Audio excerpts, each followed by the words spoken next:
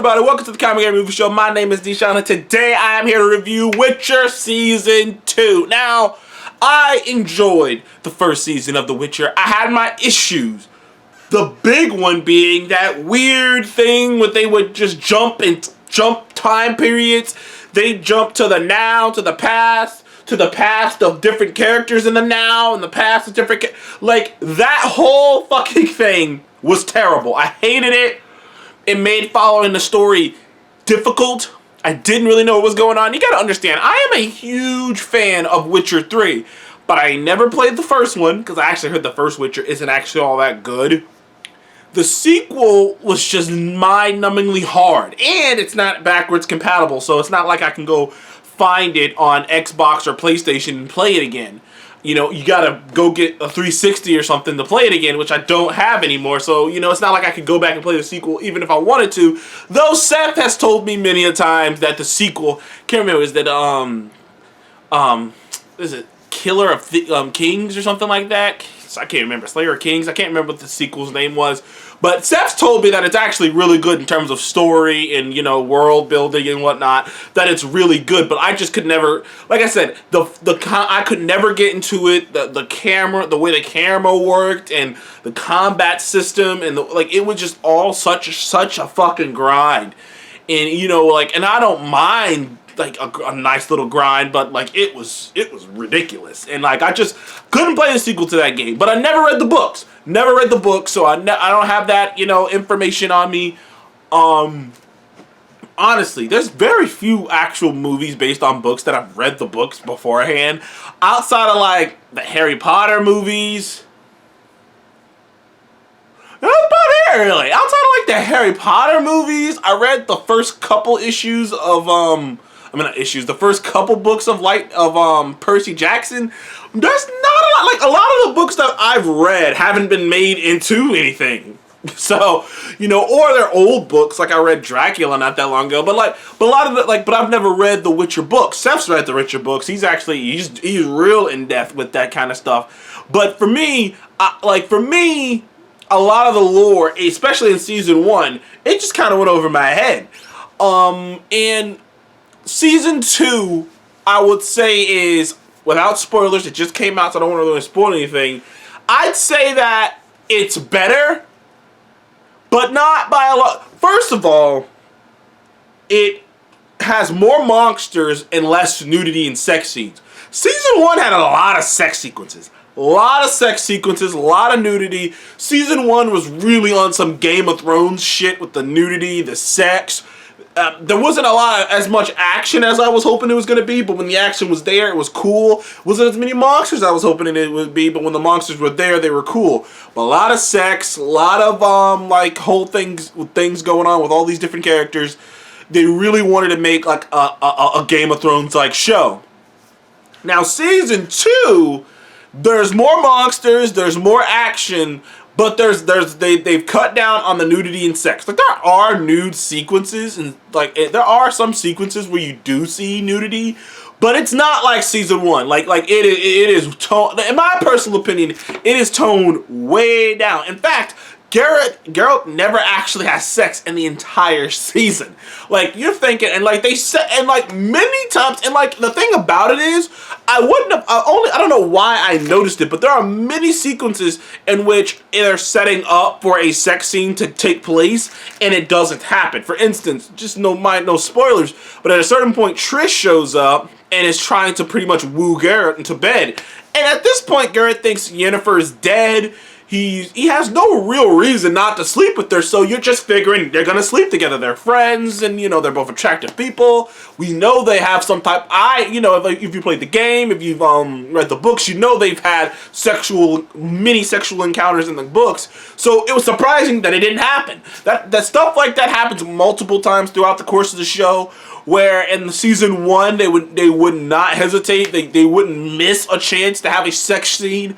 In season 2, they actively avoid having sex scenes, in order to focus more on the story, which I will admit, they do this thing that fantasy has a problem with. And, you know, maybe it's just me. Maybe I'm just, like, not as in... Maybe it's just because I haven't read the books. I don't know.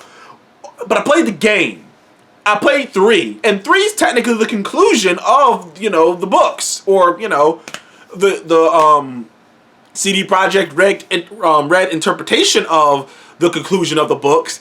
And when I'm playing Witcher 3, I did, like, going into Witcher 3, I remember when Steph was telling me to play it, Steph was telling me it's one of the greatest games of all time, it's one of the best games ever, it's one of the greatest open world games ever, you love it. And I was hesitant to play it because I hadn't played the other 2 games. So I'm like, am I going to be missing things? But Witcher 3 always did such a great job, which I don't want to compare to the show, because the show, you know, the show can't do what this video game can do. But Witcher 3, the video game, I always felt like, even though I hadn't played these other games, they always gave me an understanding of the history and the drama and why it is what it is.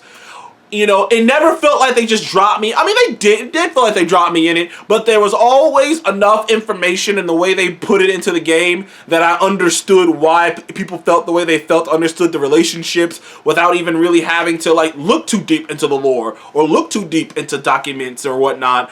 Like, you know, the characters, the way they speak and the way they organically made me go, okay, I get what's going on. The problem I have with this show, for a lot of it, and it was the same problem I had in season 1, is sometimes they say shit that's supposed to be important and you have no idea what they're talking about, because they almost there's certain information and certain important beats in the show that, like, if you don't know what it is, then you're just like, I'm not sure what you're talking about. You know what I mean?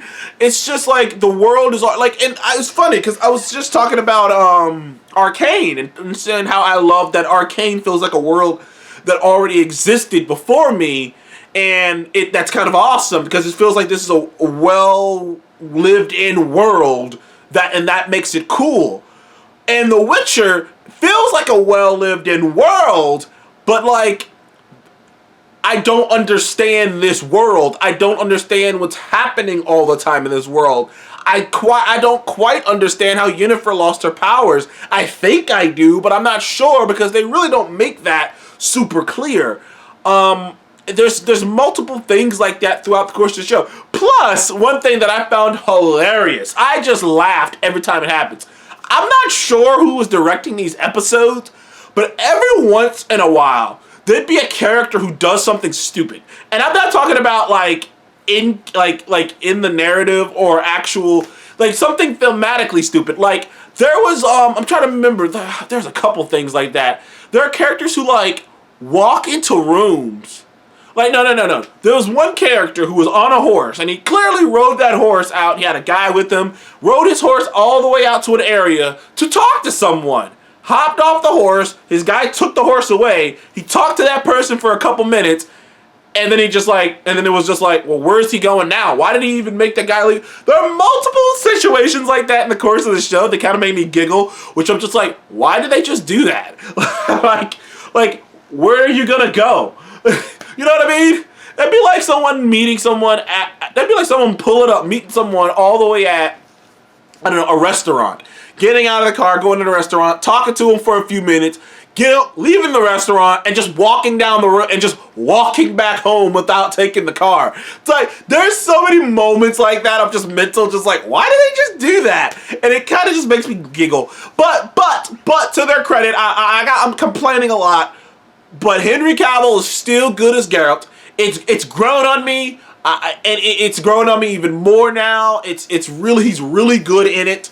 He's really done this. He's really made this his own version of this character, and I'm really enjoying him. His relationship with Ciri is great. It's almost like it really feels like since playing the video game, they always did those flashbacks, and this is exactly what it feels like. It feels like exactly those flashbacks and whatnot of their relationship. I'm like, wow, they're really capturing this. The guy that cast as Vesemir did a perfect job. He sounds like Vesemir. He looks like Vesemir. He has Vesemir's bitter demeanor, this like kind of witty optimism that's kind of been this kind of tepid optimism that, you know, this fatherly demeanor to Vesemir, and he does a great job as Vesemir. Kaer Morhen, I always say the name wrong of the Witcher's, like, you know, place they live at. It looked exactly like I imagined it would look. The CGI on the monsters look really fucking solid. The fight sequences were really cool when they were going down, especially with the monsters. I do wish that we got more monster stuff because in the Witcher games, you do so many awesome, cool contracts that are like real like mysteries where you're investigating and you find them and you figure out who the monster is. You find this crazy thing, and there's not a lot of that. There's kind of a sequence like that in the first episode that is totally something that would be a Witcher contract that you would work like there would be like a Witcher contract. It was like this kind of almost self-contained episode. Episode 1 was really cool that way. What else? They're really working the political angle with all these different warring. The elves feel a certain way. The elves feel like they're being set upon, and this realm wants to fight this realm for some reason. You know, like there's a lot of like I said, Game of Thrones-esque things going on in this show because the show really wants to be Game of Thrones. Like at its core, that's really what it wants to be. It wants to be Game of Thrones with a main character and more magic. That is what the show is when you really get down to it. It's Game of Thrones with more with a actual main protagonist and more magic. But you know what? Overall, I ended up still enjoying myself about the same way as I enjoyed season 1, which you wouldn't think since they got rid of one of the aspects that I hated about season 1. I'd probably give Witcher season 2 a 7.5. By the time I got to the end, I was entertained. I did have a good time. I do enjoy the main cast. So for that enjoyment, the action, the special effects on the monsters that look great, for that enjoyment alone, I'm gonna give it a 7.5. I'm not sure though. I don't know if I think they might have picked a bad time to release this, considering the Spider-Man No Way Home has pretty much erased this. I didn't even see The Witcher trending when it came out. Was it trending? Does anybody even remember it came out? Because I didn't see it trending. I didn't even think about it until after I had seen Spider-Man No Way Home on Friday, and I was like, hey, fuck, The Witcher's out. But I didn't even see it, but I didn't watch it till Sunday, and I just finished it today. So, I don't know. But either way, I enjoyed The Witcher Season 2 just a little bit better than Season 1. Not like a long shot. I gave Season 1 a 7. I'm giving this a 7.5. So it's not like it was a large leap. But I still had a good time with it. Still has a lot of problems. Still has a lot of things that, I wish they would have done differently. But, some of those issues that this show has kind of comes with the territory of fantasy. I don't know. Maybe that's just a fantasy thing. I'm not sure. Anyway, thank you guys for joining the Comic Game Movie Show. Please like, subscribe, and I will see you guys on the next one. Goodbye.